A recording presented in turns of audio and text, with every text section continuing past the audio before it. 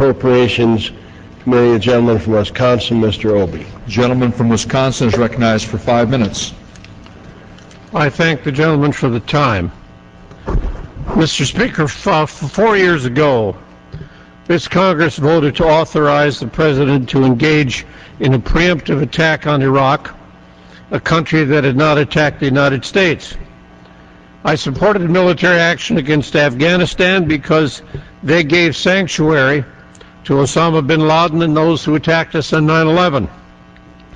But I opposed the President's unilateral and preemptive attack on Iraq because I believed that that action would destabilize the Middle East, isolate us in world opinion, and weaken our influence in the world.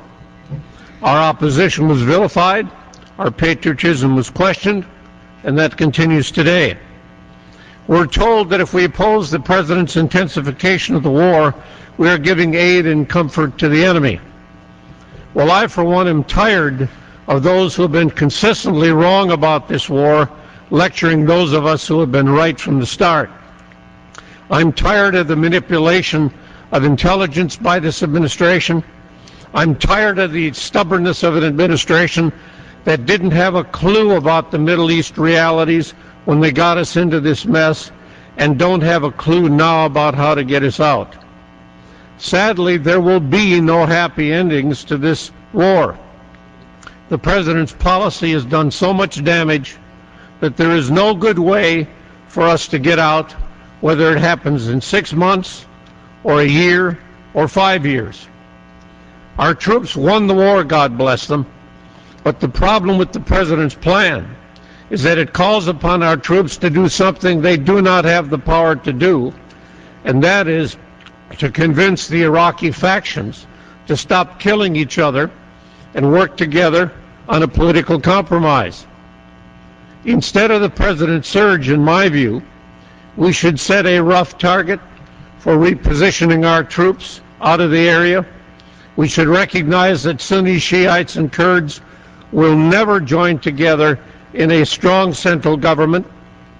We should tell the Iraqis that if they do not amend their constitution to allow for a loose confederation with an oil-sharing agreement between the Sunnis and the Shiites, that we will leave them to each other's tender mercies.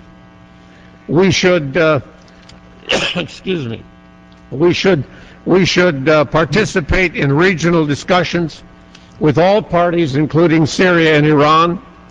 We should resume aggressive leadership to resurrect a meaningful Middle East peace process, and Congress should pass legislation prohibiting an attack on Iran without authorization by this Congress.